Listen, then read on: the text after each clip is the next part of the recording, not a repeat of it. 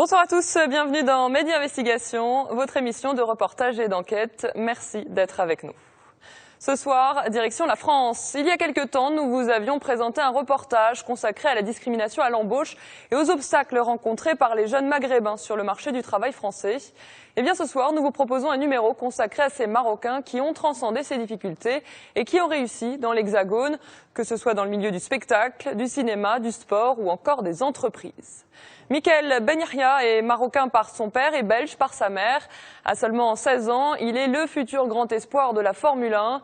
Le jeune prodige a remporté plusieurs prix en karting aux États-Unis, son lieu de naissance. Après les circuits américains, il a décidé de s'attaquer au championnat de France F4. Dans le milieu du showbiz, Yacine Bellatar a plusieurs casquettes. Il est à la fois humoriste, animateur de radio et de télévision, mais aussi producteur. Il a récemment lancé une tournée de spectacles dans les villes gagnées par le Front National aux dernières municipales. Sa manière à lui de lutter contre les extrémismes de toutes sortes. Ouda Benyamina, elle s'illustre dans le cinéma. Elle a reçu en mai dernier la Caméra d'Or à la quinzaine des réalisateurs du prestigieux Festival de Cannes. Elle milite par ailleurs pour l'accès à la culture dans les banlieues. Enfin, Mohamed Mazouar, franco-marocain, dirige une usine Faurecia en Slovaquie. Il a reçu le prix de la meilleure usine fournisseur de PSA pour sa bonne gestion. Sans plus tarder, je vous laisse découvrir leur portrait avec notre film de ce soir. À tout à l'heure.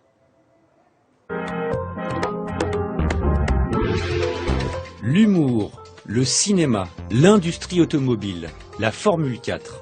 Chacun dans son domaine, ils ont excellé. Du succès d'estime sur les circuits automobiles à la gloire cannoise internationale, du rachat d'un théâtre mythique de Paris au prix d'excellence du meilleur fournisseur automobile, ils nous ont émus aux larmes, fait vibrer et rendus fiers par leur talent incroyable. Leurs noms, Yacine Bellatar, Ouda Benyamina, Mohamed Mazouar et Michael Benaya. Portraits de 4 Marocains du monde, fiers de leurs origines et bien ancrés dans leur pays d'adoption ou de naissance.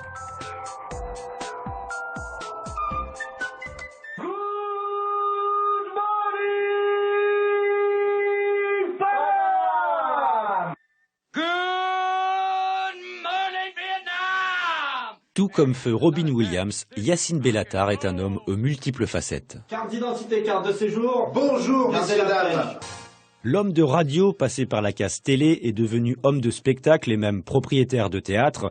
Le franco-marocain, également afro-européen, combat le zèle patriotique, l'idiotie médiatique, les terroristes et autres travers et dérives de notre monde.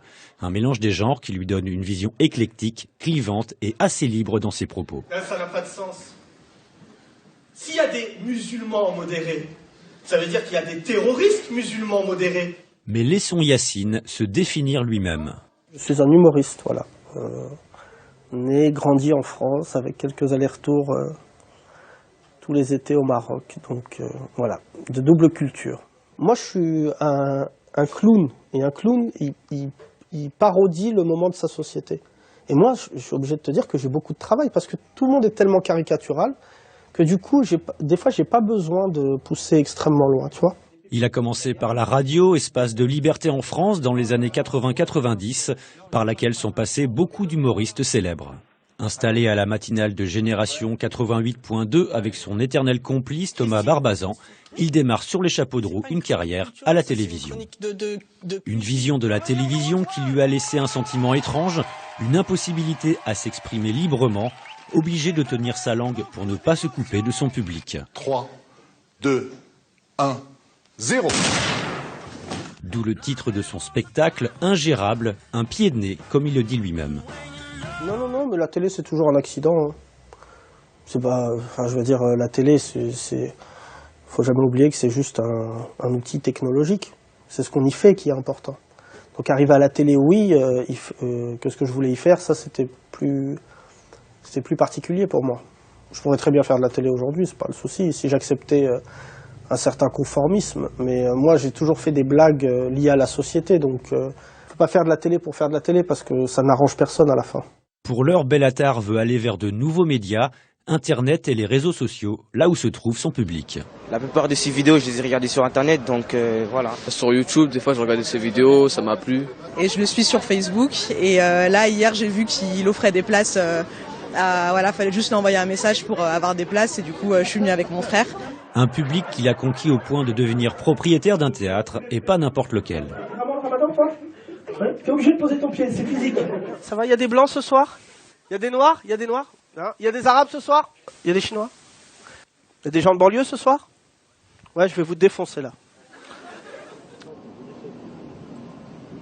Banlieue toujours, mais beaucoup plus cosy. Nous voici sur les bords de la Marne, en région parisienne, à Joinville-le-Pont, une ville connue pour ses guinguettes et sa cité du cinéma. Et c'est justement là-bas qu'on retrouve une jeune femme. Elle s'est illustrée dernièrement à l'un des grands rendez-vous mondiaux du cinéma, le Festival de Cannes. Son nom, Houda Benyamina. Outre la gloire d'avoir remporté la Caméra d'Or pour son film Divine, elle a marqué les esprits avec un discours poignant qui lui a valu le doux surnom d'Amazone du cinéma français. Divine de Houda Benyamina.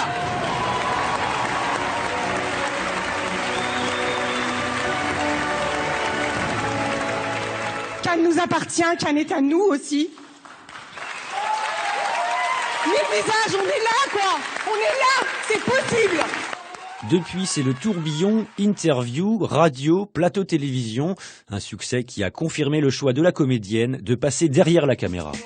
Le film de notre génération, au risque de paraître prétentieux, ça sera Divine.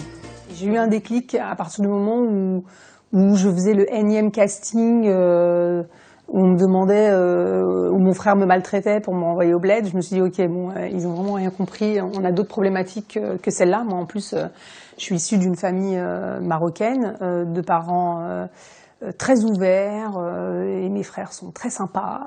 Et j'ai pas du tout vécu là-dedans, quoi. Donc du coup, je me suis dit, bon, il faut que, au lieu de critiquer, il faut qu'on prenne la parole et qu'on fasse nos films nous-mêmes.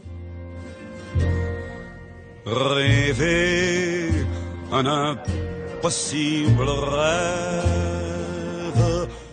Rêver un impossible rêve, c'est ce que partagent Karim et son fils Michael. Entre le père et le fils, des regards pleins de tendresse, une passion partagée, mais surtout une volonté commune affichée, faire de Michael le premier pilote marocain de Formule 1. Michael Benyaya est né il y a 15 ans aux États-Unis, d'un père marocain et d'une mère belge. À 4 ans, il découvre le karting et la course automobile.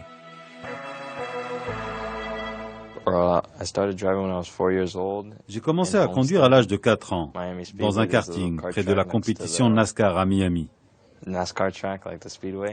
Personne ne m'a obligé. J'y suis allé parce que nous avions un ami de la famille qui courait les 24 heures de Daytona. J'ai voulu l'imiter. Ils m'ont mis dans un karting et j'ai commencé à conduire. J'ai fait beaucoup de karting pendant près de 10 ans. J'ai commencé la compétition à l'âge de 7 ans et j'ai vraiment aimé ça. À l'âge de 14 ans, j'étais le plus jeune conducteur de monoplace Formule 4 dans le championnat français. Je suis venu en Europe parce que les compétitions sont plus ardues et nous n'avons pas aux États-Unis des écuries de course automobile de cette qualité. Évidemment, mon rêve, c'est la Formule 1, mais je peux conduire aussi du GT Tour ou du Renault 2 litres. Son père, c'est Karim Benyaya. Lui aussi a un parcours atypique. De Sidi Kassem à Miami, il nous explique son histoire. Moi, je viens d'un, avant on connaît un petit village, ça s'appelle Sidi Kassem. Ouais, c'est ça. Mes parents habitent là-bas. Mon père travaille à Infirmier, à la SCP. Là-bas, j'ai eu mon bac. Là-bas, j'ai étudié tout le temps là-bas et j'ai eu mon bac en 87. En 88, je suis parti en avril, j'ai parti à l'Université de New York. En 1998, j'ai inventé le premier système main libre pour les kits main libre pour le GSM. Alors c'était moi le premier qui l'a inventé, c'était sans fil dans la voiture. Et après ça m'a ouvert la porte du marché mondial. Alors j'avais le marché dans l'Europe, les États-Unis, l'Amérique du Sud, l'Asie, parce que c'est moi qui avais le brevet, alors tout le monde doit venir chercher chez moi. Alors maintenant, on fait distribution des cartes mémoire, des clés USB. On a des distributions officielles de SanDisk, de Adata, de HP. Aussi, on est distributeur officiel de Apple produits. De trophée en victoire, Karim suit pas à pas l'évolution de son deuxième fils. Très vite, il s'aperçoit que ce n'est pas qu'un simple caprice d'enfant, mais bien une réelle vocation. On a acheté un kit cart pour lui, et depuis ce jour-là, c'est déclenché. Alors chaque semaine, il demande, chaque samedi, allez, on part au circuit, on part au circuit, on part au circuit. Le meilleur niveau aux États-Unis de karting, c'est à Miami. Alors pour nous, s'entraîner là-bas, ça te donne du... tu apprends très rapide, tu apprends les techniques, tu apprends les gens, comment ils conduisent. Tu as une idée générale du karting. Et le petit, il a commencé à gagner chaque fois. Il gagne avec un écart. Il fait le meilleur temps, il fait le pôle. Il avait les talents et ça se voit. Le jeune Michael rêve de dépassement, de pistes encore chaudes, de trajectoires improbables et de trophées planétaires. Son idole, le Finlandais Kimi Räikkönen, surnommé Iceman pour son sang-froid à toute épreuve et ses courses parfaites. Mon idole, c'est Kimi Räikkönen. Il est sérieux, calme et plutôt cool. J'aime sa façon de conduire calmement. Il est très élégant dans sa conduite. Il n'est pas agressif dans ses dépassements, comme certains, qui ont, comment le dire, cette anxiété de dépasser, et qui au final font n'importe quoi et se crachent. Ce n'est pas son cas. Il est calme.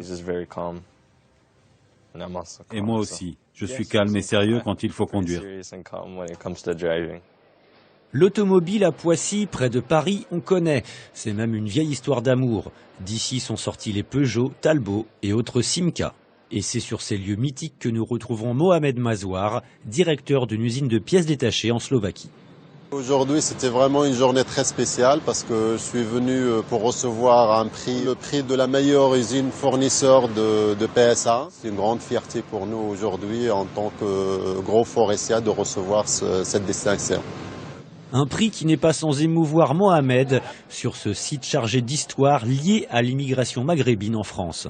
C'est un site qui est très chargé d'histoire. Il y a beaucoup de Marocains, beaucoup de Nord-Africains qui ont travaillé dans cette usine. Pas forcément à ce niveau de responsabilité. Et je pense qu'on leur doit beaucoup. Si je suis aujourd'hui à ce niveau de responsabilité, c'est qu'il y a des personnes avant moi qui ont marqué l'histoire et qui ont démontré que nous avons aussi des compétences à faire valoir au plus haut niveau de responsabilité. Mohamed Mazouar vient d'El Jadida. Il a étudié l'électronique à Oujda avant de travailler dans une grande société à Casablanca. C'est son envie d'étudier et de travailler dans l'électronique qui l'a poussé à venir en France. Très vite, il va basculer dans un tout autre domaine. Aujourd'hui, l'électronique connaît, je dirais, une concurrence rude en termes de prix, en termes de coûts. Et donc, la plupart des composants maintenant se font en Asie. Et donc, c'est ça qui m'a permis par la suite de basculer vers l'automobile. Et donc, pour avoir fait mes armes, je dirais, dans l'électronique, je suis arrivé, je dirais, préparé dans l'automobile. Une joie de courte durée car Mohamed doit nous quitter pour aller aux États-Unis, dans la capitale de l'automobile, Détroit. Nous sommes au théâtre de 10 heures, un lieu mythique depuis 1890. L'ancien cabaret devient théâtre en 1925. Il a vu passer sur scène Thierry Leluron, Muriel Robin, Élie et Dieudonné ou encore Franck Dubosc. Ce jour-là, Yacine Bellatar répète une scène, un sketch avec équipe technique et matériel vidéo. On répète, on réajuste, on cherche la bonne mise en scène. Putain, je suis Yacine Bellatar! Le tout sous l'œil scrupuleux et méthodique de Thomas Barbazan, le co-auteur du sketch. Pas près de moi, il ne faut pas que tu sois trop loin, ça va faire d'ici. On pourrait croire à une séquence télé, mais ce déploiement d'énergie et de talent est fait pour le web et les réseaux sociaux. La meuf du journal? Non, une meuf qui a lu l'article et qui nous parle après sur Facebook. En effet, Thomas et Yacine se sont lancés dans une série de sketchs qui emballent un public jeune et connecté. Excusez-moi, monsieur l'inspecteur, j'ai vraiment pas fait. Inspecteur, c'est urgent! Calmez-vous, monsieur, qu'est-ce qui se passe là? Allez, bouge, Beyoncé, va faire ton clip là. On se moque de la déchéance de nationalité. Il faut que je sois déçu de ma nationalité française. Alors monsieur, je vous arrête tout de suite. Je vous assure que vous êtes un vrai Français. Pourquoi tu dis ça? Parce que vous arrêtez pas de râler, de dénigrer les étrangers, c'est français ça. On se moque de la télévision, de l'imam Chalgoumi. Monsieur Chalgoumi, c'est par ici. C'est par ici, monsieur Chalgoumi. Voilà. Dernière manche, est-ce que vous êtes prêts? Oui, je suis à moins d'1 mètre, ça veut dire que je suis près de vous. D'accord, alors très bien, on y va. Parmi les sketchs qui font un carton, celui sur l'Algérie. 1, 2, 3, go! Les amis, j'ai pas fait maths sup, j'ai pas fait maths pokora, mais je sais encore compter, hein. Moi j'ai convoqué 23 joueurs, on est 47, c'est normal. Et elle déjà c'est qui? C'est ma sœur. Je vous ai dit pourtant de pas inviter la famille, les amis, ça sert à rien. Une thématique reprise dans une autre parodie. Algerian people, I would say 10% human, 90% proud. But that's why we love Algerian people. C'est une complicité hors norme. Non mais j'aime bien, tu sais, pour un Marocain c'est très important ce que je vais te dire. Et les Algériens ne sont pas l'ennemi. Je sais qu'il y en a d'autres qui le pensent. Je pense que ce qu'ont fait les Algériens pour le Maghreb, historiquement, est sans précédent. Les rapports primaires algériens, marocains, tunisiens n'ont pour moi aucun sens. Et je pense que d'ailleurs, sur ces histoires géopolitiques qui sont très tendues en ce moment entre les deux pays, la solution viendra de nous. Pourtant, Yacine l'assure, il n'a rien contre l'Algérie, ni son peuple. Mais l'Algérien, il est comme le Corse. Au début, c'est dur, puis après, il est très gentil. Mais au début, c'est dur, tu vois. Mais après, c'est pour ça que moi, les jeunes qui sortent le drapeau du pays, je pense que c'est ceux qui connaissent le moins l'histoire de leur pays. Et l'Algérie n'est pas la seule cible de son humour corrosif. Yacine Bellatar est un satiriste. Tout dans l'actualité est bon pour entretenir cette colère qu'il transforme en rire et sourire. Vas-y, remplaçant. Le jour de gloire est arrivé. J'ai envie de te revoir sur la pelouse. Allez hop, titulaire. Bon, les politiques... Juste avant l'Euro, il s'oppose à Karim Benzema, le joueur qui a accusé le sélectionneur national de ne pas l'avoir choisi à cause, dit-il, d'une partie raciste de la France. La non-exemplarité de Karim Benzema, en tout cas. L'équipe de France, c'est les blancs, les noirs, moins les rebeux. Pas les rebeux. Parce que quand ils arrivent en équipe de France, ils font des sextapes, ils redeviennent dealers, ils sont... Raciste, bâtard. Bâtard, moi bâtard. Oh là, je vais le dire à ton père. Si mon humour était un penalty, j'aime bien le contre-pied. Tu vois, là, récemment, je me suis fait taper dessus parce que j'ai pas soutenu Benzema. Mais parce que pour moi, il n'y a pas à soutenir Benzema, parce qu'au-delà de s'appeler Karim, c'est un être humain. Et je suis pas obligé d'être d'accord avec un mec parce qu'il s'appelle Karim. Tu vois, j'ai pas souvenir que Karim Benzema ait déjà soulevé son maillot sur sa carrière en disant « j'aime pas le Front National ». Les terroristes sont particulièrement visés. Il faut dire qu'il a racheté le théâtre de 10 heures le jour des attentats de Paris. Une situation qui l'a beaucoup marqué. Il le traite sans fioriture et pourtant ce n'est pas un sujet facile. Déjà, ils devaient attaquer le 10 de la rue, ils sont arrivés au 12. Pas du tout terroriste. Et moi, je rêve de rencontrer le mec qui leur a dit « c'est pas ici, c'est à côté, voilà. Hein Allahu Akbar, c'est juste là, tu sonnes là, voilà. » Et l'humoriste adore prendre le contre-pied de tout le monde en allant par exemple à Molenbeek. Véridique, j'ai fait ça, je suis allé jouer 2 fois là-bas, salle comble, hein. Une ambiance de folie à la fin, tu sais, plein de gens. Allahu Akbar, oh là là. Moi je vois des femmes voilées, bonsoir les femmes voilées, ça va? Non, mais ça va pas la tête, l'autre. Je suis pas Tariq Ramadan, hein, les femmes voilées, Tariq Ramadan, c'est le Georges Clooney des femmes voilées, je te jure. Non, gros d'ambiance à Molenbeek. Molenbeek, 100 000 habitants, il n'y a pas 100 000 djihadistes. Tu vois, sinon, ça serait bizarre. Donc, je suis allé apporter mon soutien. Là, on sait que venir de Molenbeek, c'est difficile. Après, réussir, c'est pas impossible. Vous aurez réussi quand les jeunes de Molenbeek, sous leur photo, il n'y aura pas écrit djihadiste. Quand il y aura écrit artiste, réalisateur. T'imagines, tu deviens réalisateur dans 10 ans et que tu as un prix?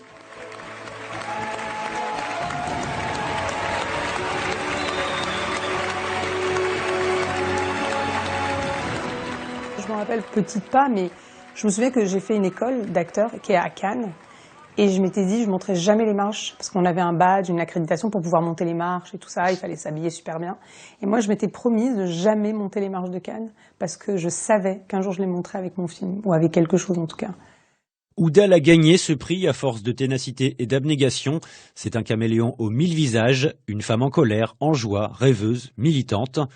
Pour apprendre à la connaître, nous avons interviewé des proches d'Ouda, Julien Poupard, son chef opérateur, Mathilde, une amie et présidente de 1000 Visages, l'association qu'elle a fondée, et Malik, son co-scénariste. Je pense que Ouda est quelqu'un qui croit beaucoup à un certain modèle républicain. J'avais jamais rencontré une femme aussi déterminée, aussi visionnaire que elle. Ouda, c'est vraiment quelqu'un qui a une énergie dingue, enfin vraiment qui est là, enfin vraiment du matin jusqu'au soir. C'est quelqu'un qui est jamais fatigué. J'étais très impressionnée par sa force, par sa générosité. J'ai jamais eu affaire à quelqu'un de aussi généreux qui donnait de sa personne. Je pense que c'est déjà quelqu'un qui est très combatif. Souvent d'ailleurs elle sait quand ça va pas et du coup elle le dit et après voilà c'est justement il faut qu'on cherche ensemble. C'est assez passionnant d'ailleurs. 1000 Visages, c'est justement le nom de l'association qu'elle a créée en 2006. Une envie de faire croire en ses rêves à des jeunes de quartiers défavorisés à travers le cinéma. Et si aujourd'hui elle n'en est plus présidente, elle y reste intimement liée. À l'association, on retrouve Mathilde et un jeune stagiaire, Souleymane, dans leurs locaux. Elle nous explique les actions de 1000 Visages.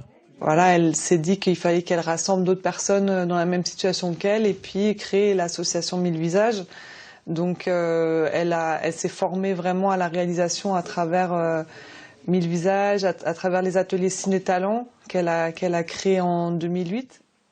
Et l'objectif, c'est vraiment de créer cette œuvre collective et par la suite, les jeunes, on continue à les accompagner, on les suit dans leurs projets personnels jusqu'à une insertion professionnelle. Malik, son scénariste, a fait partie de l'aventure à ses débuts. Il s'en rappelle parfaitement. Comme disait Louis Jouvet, un succès, c'est 10 ans de travail derrière. Et si vous faites le compte, 1000 Visages 2006, Cannes 2016. 10 ans de travail, je les ai vus. Ça n'a pas été toujours facile. Si elle n'avait pas eu toutes ces années en amont, elle n'aurait pas eu le résultat qu'elle a obtenu. Et puis, quand on voit son film, on ne dirait pas que c'est un premier film. C'est chaud, imaginez le réveil, ouais. Mais ça, on s'en tape.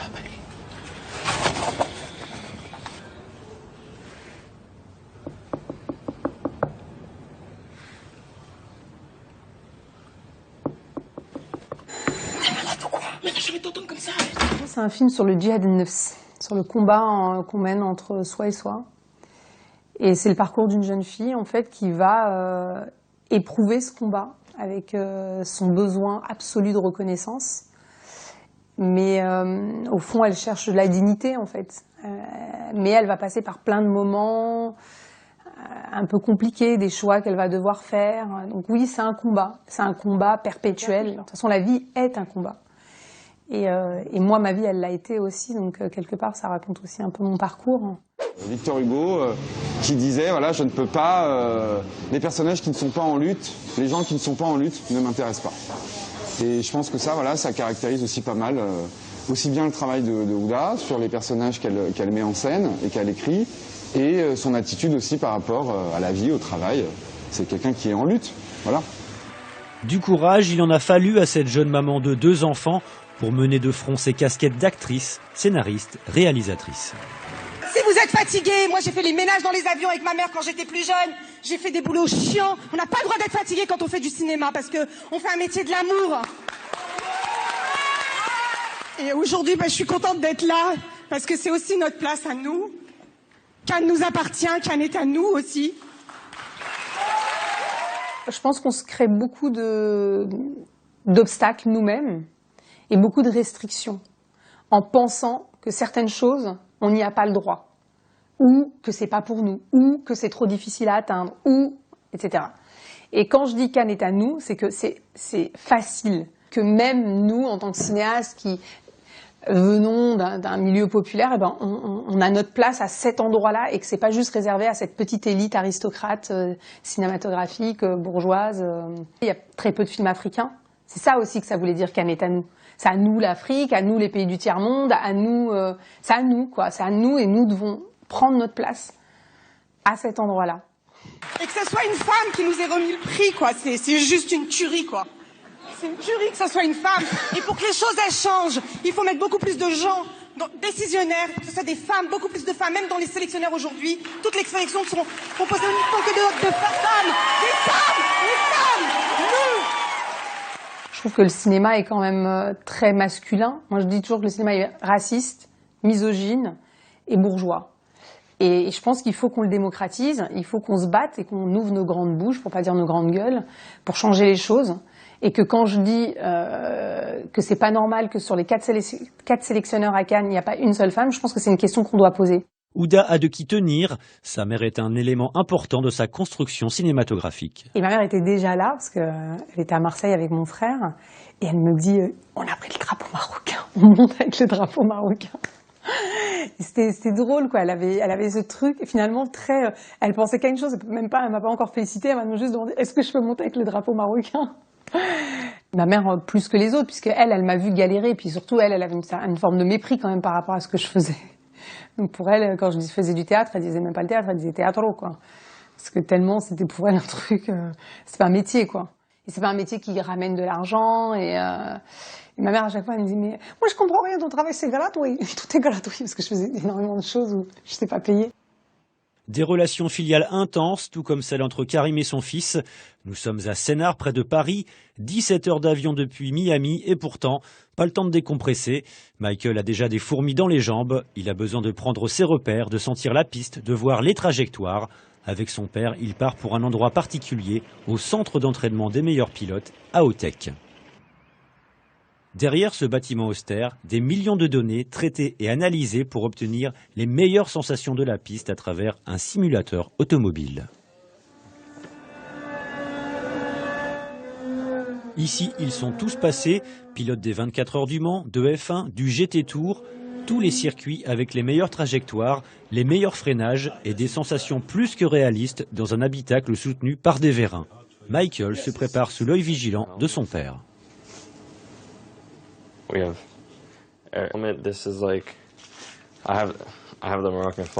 J'ai le drapeau marocain sur le devant. Et comme on ne voit pas cette partie, j'ai mis les couleurs du Maroc sur le côté. Il y a aussi mon nom, et derrière, c'est un dessin de la ville de Marrakech. Oubliez le décalage horaire, oubliez la fatigue, juste les sensations. Michael veut rouler, dépasser et gagner. Dans son cockpit grandeur nature, Michael commence à enchaîner les performances. Les meilleurs, il les côtoie quand il ne les dépasse pas. Sous les conseils avisés de son ingénieur, il ressent la piste, reste concentré, juge les obstacles, calcule les temps de freinage. Le tout sous le regard avisé de son père qui ne perd pas une miette du spectacle. At least 70%. Des résultats incroyables, pourtant Michael ne connaît pas la piste comme les autres pilotes. Une progression qu'a observée depuis plus d'1 an Yann de la société Autech. J'ai assisté Michael durant l'année dernière, pendant ses premières séances de simulateur. Il freine beaucoup mieux, parce que paradoxalement, pour aller vite, il faut savoir freiner. Et il est capable de mieux gérer sa pression de frein, et du coup de mieux gérer la vitesse d'approche dans les virages. Ça, c'est un gros point particulier. Il gère également mieux ses trajectoires. Il peut faire quelque chose d'intéressant dans le sport auto et dans les monoplaces. Pourquoi pas en F1, oui. Michael a accepté de nous révéler l'un de ses petits secrets, le modélisme automobile. Une plongée dans le cœur de la voiture en modèle réduit, le tout pour mieux maîtriser les aléas de la course. J'ai construit ma voiture en modélisme à partir d'un kit. Il y avait tous les éléments séparés et il fallait la reconstruire. L'avantage avec les modèles réduits, c'est que ça donne des bases pour la course automobile. Son but, courir pour le Maroc et devenir le premier pilote marocain, africain et arabe de Formule 1. Depuis que je fais du karting, j'ai toujours voulu représenter le Maroc, parce que mon père est marocain et j'aime beaucoup le pays. Je ne pouvais hélas pas choisir le Maroc avant mes 15 ans, moment où tu peux choisir. Une envie qui émeut particulièrement son père. Oui, c'est important parce que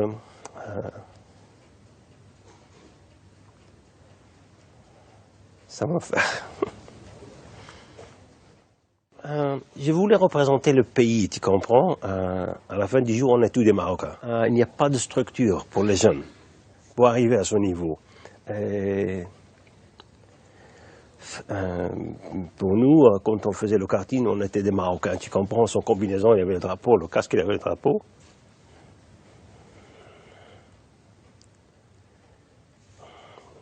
Et maintenant, quand il y a 15 ans, on a la licence française de FIR. Maintenant, il peut choisir n'importe quel pays, et lui-même qui a choisi le Maroc. Bellatar assume bien sa double culture. La France, c'est un tout pour lui. Passionné d'histoire, voilà comment il suggère de l'enseigner. L'histoire de France est intrinsèquement liée à l'histoire de la banlieue. Louis XIV. Ah ben, le château était à Versailles. Il n'était pas à Paris. C'est le premier mec du 7-8 qui a réussi. Avant la fouine.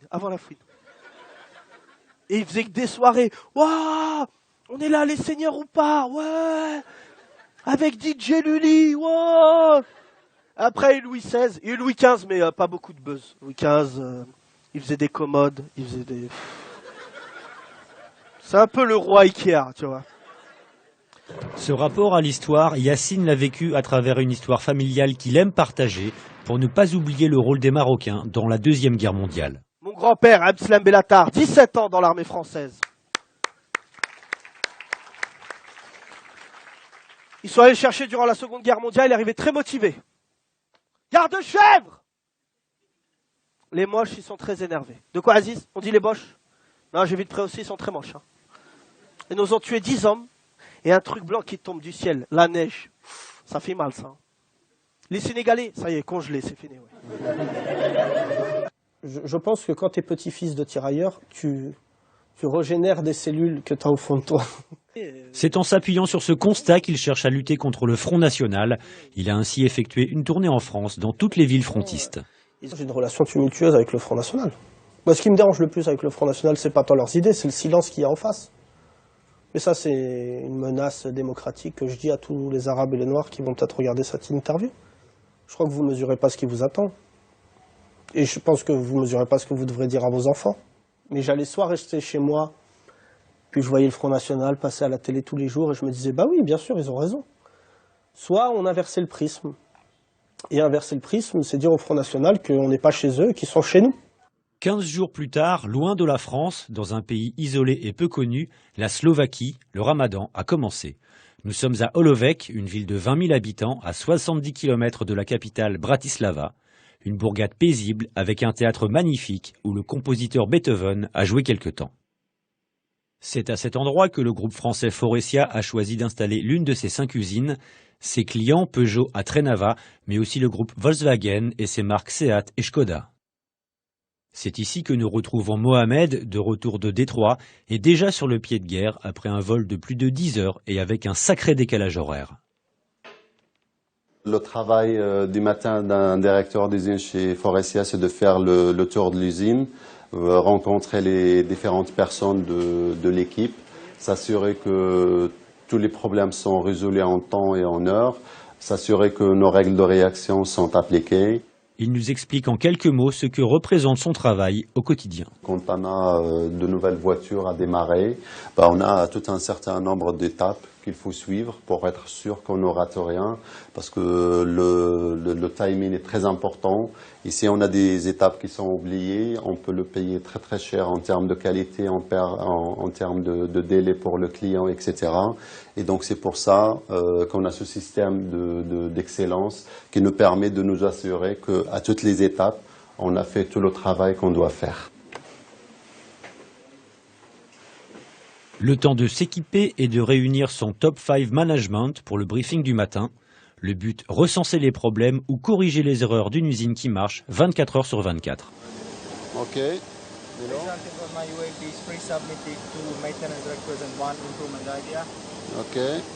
Ok. Tous les jours, on découvre de nouvelles choses, on a de nouveaux problèmes à résoudre, on a de nouvelles idées d'amélioration qui viennent de notre personnel. Donc, s'il y a un travail au monde qui est vraiment vivant, c'est le travail de directeur d'usine.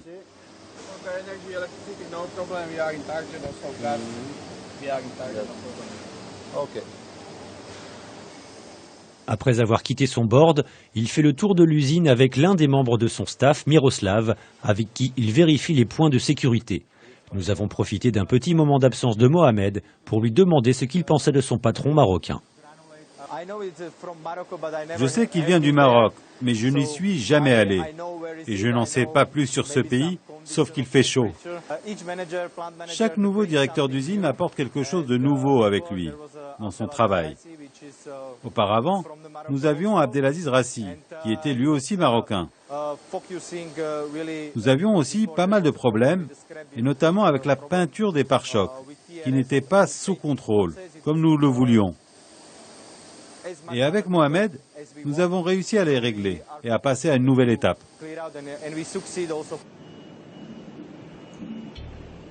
L'usine de Holovec est spécialisée dans les éléments extérieurs de l'automobile. L'essentiel du travail de l'usine, ce sont les pare-chocs de la Peugeot 208 et 2008. C'est un processus long et fastidieux avant d'être fixé sur les voitures des consommateurs. Le pare-choc est constitué de billes de plastique. Une machine le façonne avec le moule fourni par Peugeot. Il est vérifié par les équipes qui l'emmènent ensuite à la peinture. Le pare-choc subit encore une vérification. On corrige les défauts de peinture et la colorimétrie avant de l'envoyer en assemblage.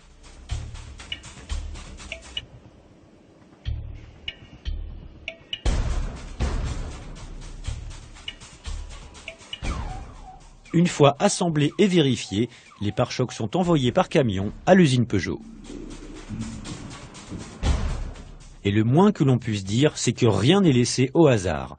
L'arrêt de la production à Holovec entraînerait l'arrêt de la production de l'usine Peugeot avec des conséquences dramatiques.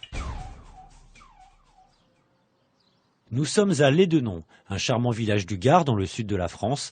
Des paysages bucoliques en plein pays cathare, mais surtout un circuit automobile incroyable. Certains rêvent de la construire, d'autres de la conduire. Elle est au cœur de toutes les attentions en ce mois de juin. Elle, c'est bien sûr la monoplace. Celles des concurrents du championnat de France de Formule 4, aussi appelé Automobile Academy, sont déjà dans les starting blocks. Des camions, des voitures à faire pâmer les amoureux de la mécanique et surtout des courses automobiles qui vont voir défiler les plus grands champions du GT Tour. Dans les stands, des voitures Formule 4, pas de favoritisme, on tire au sort son véhicule avant les qualifs, aucun réglage personnalisé, les concurrents partent en croisant les doigts en espérant que la voiture sera performante. Dans cette compétition internationale, on retrouve Michael et son père à la suite des qualifications. Il est en 5e position, les visages sont angoissés. On vérifie les voitures, on reparle des trajectoires. Auprès du couple père-fils, un homme veille au grain.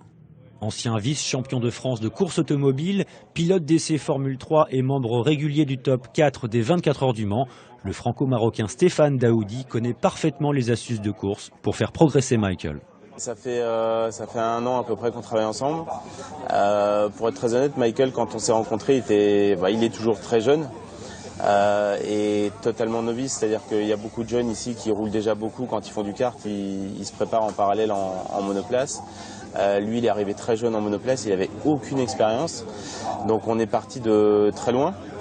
Mais voilà, c'est ce qui est intéressant, c'est qu'il y avait beaucoup de travail. On a mis pas mal de choses en place en regardant les vidéos, en lui apprenant au départ les techniques de base du pilotage. Et puis aujourd'hui, pour moi, potentiellement, il est capable d'être dans les 3 premiers du championnat. The thing is, now I think you have a little bit too much brake on the rear, because when you touch the brake. D'ailleurs, il espère bien faire comprendre à son jeune poulain sa devise « Réussir n'est jamais un effet du hasard, gagner se mérite ». Aujourd'hui, il ne suffit plus d'avoir seulement un bon coup de volant, il y a plein de pilotes qui sont très bons. Après, c'est tout ce qui va autour, l'image qu'il représente, le mental, avoir vraiment un mental de guerrier. Pour réussir aujourd'hui, il faut être un combattant. Avoir une bonne analyse technique, être capable de bien discuter avec ses ingénieurs, donc d'avoir un bon ressenti, ça c'est la première chose, et ensuite être capable d'expliquer ce qui se passe dans la voiture, ce qui est une deuxième chose. Travailler sa condition physique, c'est important aussi. Le sport automobile, c'est un vrai sport. Les pilotes de F1, c'est des vrais athlètes, et pour ça il faut travailler, il faut avoir une vraie préparation physique, comme dans n'importe quel sport. Donc tout ça, ça fait un tout que moi j'essaie de mettre en place autour de Michael. Stéphane nous a dévoilé la stratégie du week-end, prendre des points lors des 4 courses, éviter les avaries mécaniques à Michael, lui qui en a subi 2 depuis le début de la saison. regagner de la confiance pour quitter cette inique 8e place et revenir au top 5. Sur la ligne de départ, en tête un Chinois qui a décidé d'habiter en France, des concurrents belges, polonais, espagnols. Au milieu, on reconnaît le casque rouge et vert du Marocain, bien calé dans sa voiture à la 5e place. Un dernier conseil et Karim s'installe afin de ne rien rater de la course.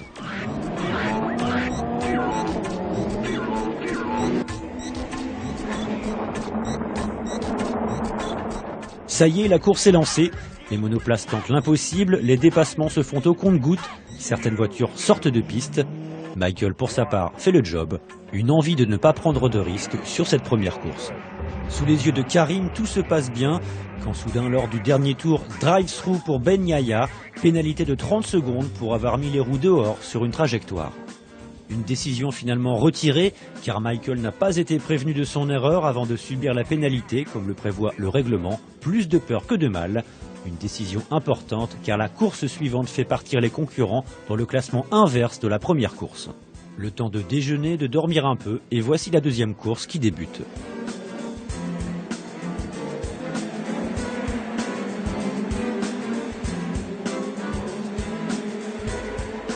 On démarre sur les chapeaux de roue. Le Marocain se place bien dans la course, il va vite et bénéficie aussi des erreurs des autres concurrents. Il dépasse, se place même en tête quand un ralentissement est demandé.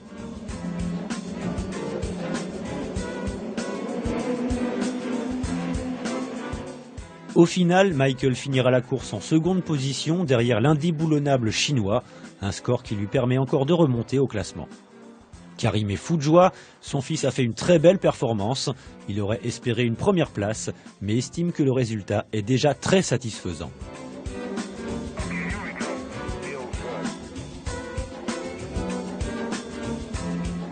Pour les deux dernières courses, Michael démarre à la 5e place et finira dans les points à la même position.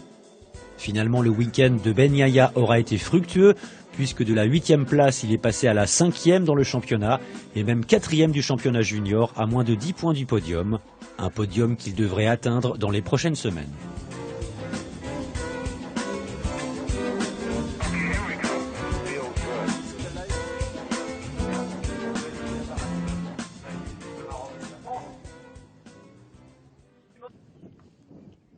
Retour en Slovaquie, Mohamed vient de finir son tour d'usine et doit répondre à d'autres obligations. Venu pour la première fois il y a 6 mois, il découvre encore le pays et ses habitants. On y va, vous savez que c'est un rendez-vous très important, car je veux avoir de bonnes relations avec le maire de la ville.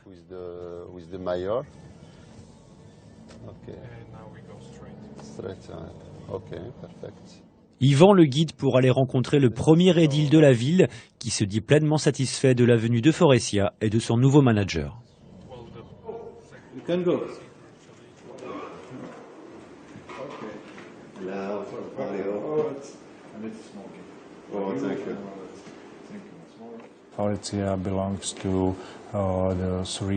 Faurecia est l'un des 3 plus gros employeurs de la ville.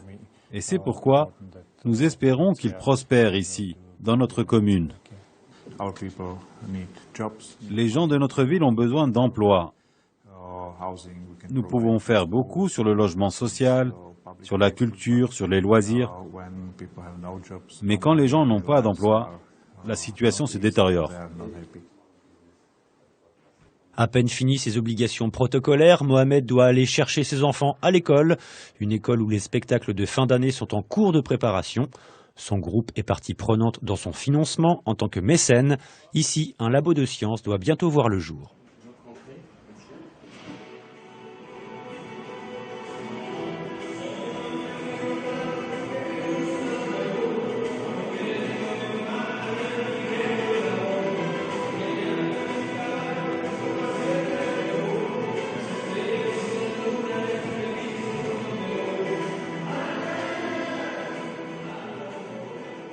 Nous avons reçu une aide significative pour développer cette pièce dans laquelle nous nous trouvons, qui sera le futur laboratoire de sciences de l'école. Donc nous sommes très contents et très redevables à Forestia de nous avoir aidés et d'aider justement au développement de l'école. Nous avons nos filles ensemble en classe, donc on s'est connus par cette intermédiaire. Non, mais sans plaisanterie, on se voit régulièrement, on se voit tous les jours en allant à l'école. La vie associative de l'école permet également des rencontres.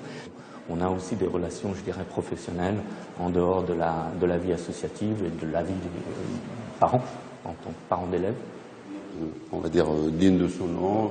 Et c'est peu dire que Mohamed est fier que son usine participe à l'éducation en général. Ouais, très Il y bien. avait même des enfants de profs qui venaient jouer. D'accord, ok, très bien. Et tu montes? Allez.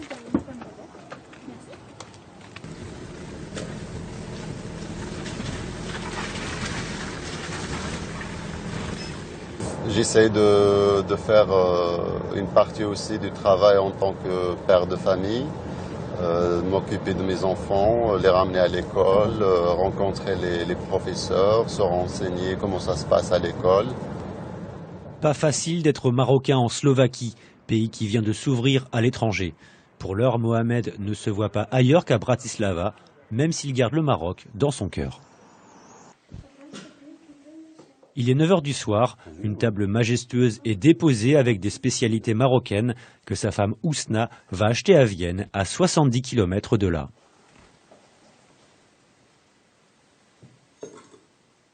Oui, le Maroc est tout le temps là, donc on parle arabe à la maison, donc on prépare nos plats marocains. Donc, automatiquement, quand on rentre à la maison, on est habillé voilà, comme chez nous. C'est très important pour nous. Ouais. Sinon, on n'est plus des Marocains. On doit être des Marocains. Pour l'heure, toute la famille est très contente de son emménagement à Bratislava. Et c'est sur un fond de musique d'un film français joué par Niad que nous laissons la famille Mazoir dans son cocon marocain au sein de l'ancien pays de l'Est.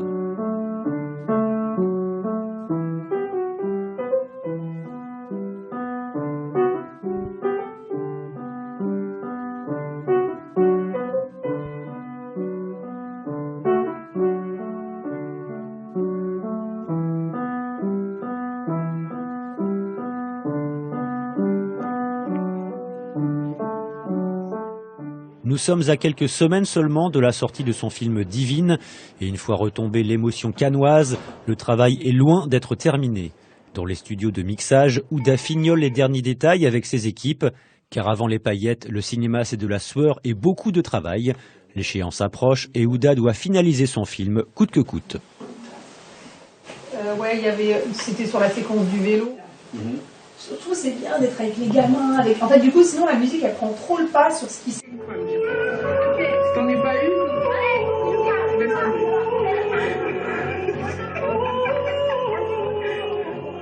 Ouda est en stress. La post-production du film est en cours et la date de sortie approche, fin août plus précisément. Comment va être perçu le film par le public après le triomphe à Cannes?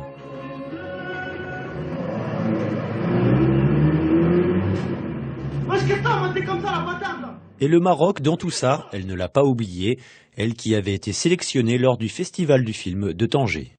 Quand j'étais jeune, on se sentait ni marocain ni français. On avait un côté un peu bâtard, quoi.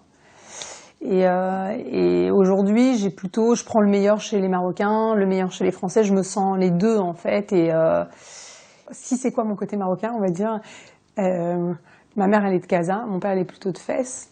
Et du coup, je crois que j'ai pris un peu cette gouaille, ce côté populaire. Ma mère, en plus, elle vient d'un quartier qui est assez pauvre, qui s'appelle Del Kabir. Donc, j'ai grandi avec cette gouaille, avec cet humour. C'est des gens qui se critiquent beaucoup et qui passent tous les défauts par l'humour. Donc ça, c'est mon côté, on va dire, plus marocain. On s'appelle par nos défauts, par exemple. Ça, c'est un côté très marocain. On rit beaucoup de nous.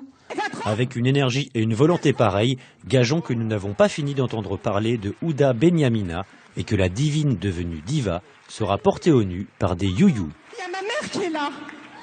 Il y a ma mère, Mama Zartilia.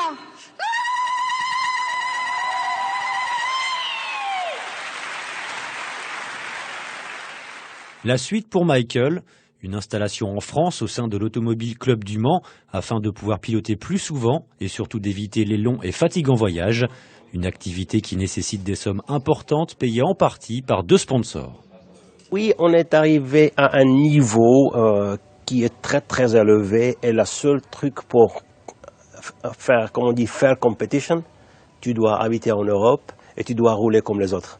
Alors mon plan pour lui, c'est faire de Renault 2 litres parce que tu vas rouler beaucoup et il roule sur les meilleurs circuits européens et ce sont les mêmes circuits qui roulent F1.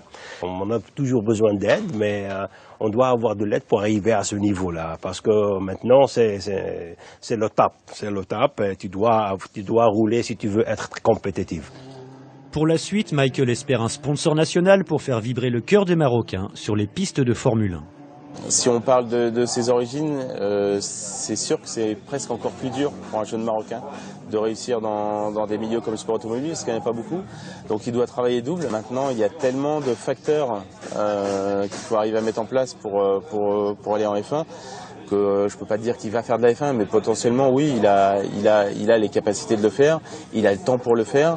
Maintenant, il faut qu'il arrive rapidement à faire des résultats pour attirer soit des sponsors institutionnels comme Red Bull, comme Renault, ou des sociétés de management pour les pilotes.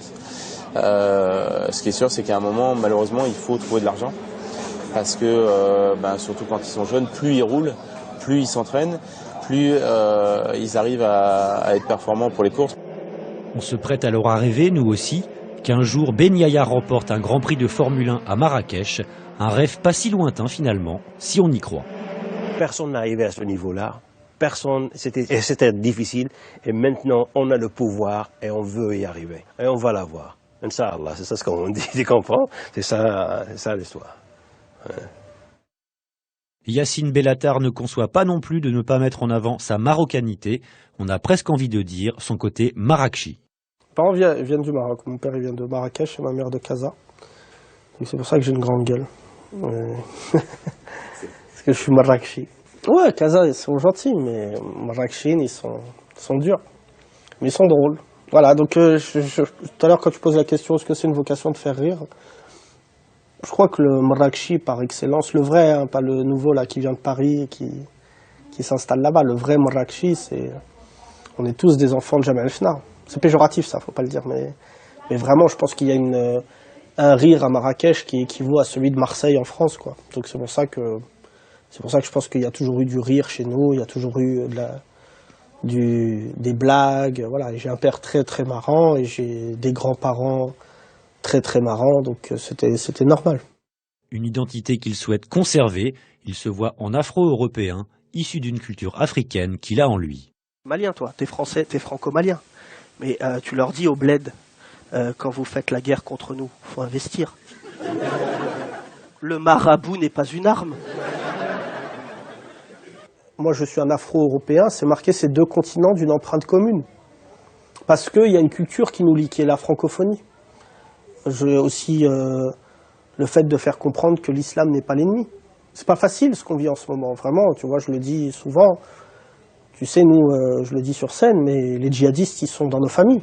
Son avenir proche, une tournée au Maroc et en Afrique avec un nouveau spectacle. Nul doute que les Marocains sauront apprécier ce sniper de la vanne qui nous fait rire de nos malheurs, les petits comme les grands. Et quand cette période s'est terminée, mon grand-père est venu, il a parlé à la France. La France, viens, viens, pose ce fusil, oui. Non, t'es nul en guerre, je te le dis franchement, oui. Toi, t'es fort dans le fromage, il va. Ben, reste dans le secteur, voilà. Hein. Non, je suis venu parler de l'argent de la guerre. Ah, t'as plus d'argent? Ah, en plus, tu te fous de ma gueule. Ben, tu sais quoi, garde l'argent. Non, garde l'argent. Mais peut-être un jour, mes enfants, ils vont venir ici. Et je veux que tu t'occupes d'eux. Pas tu les mets dans des quartiers avec des noms d'arbres bizarres ou que dans le foot. Alors prends soin de toi, la France. Et puis surtout, prends soin d'eux. Voilà, c'est la fin de ce numéro de Mehdi Investigation. J'espère que vous avez passé un bon moment en notre compagnie. Je vous retrouve dans 2 semaines pour de nouveaux reportages. En attendant, je vous souhaite une très belle soirée sur Média TV.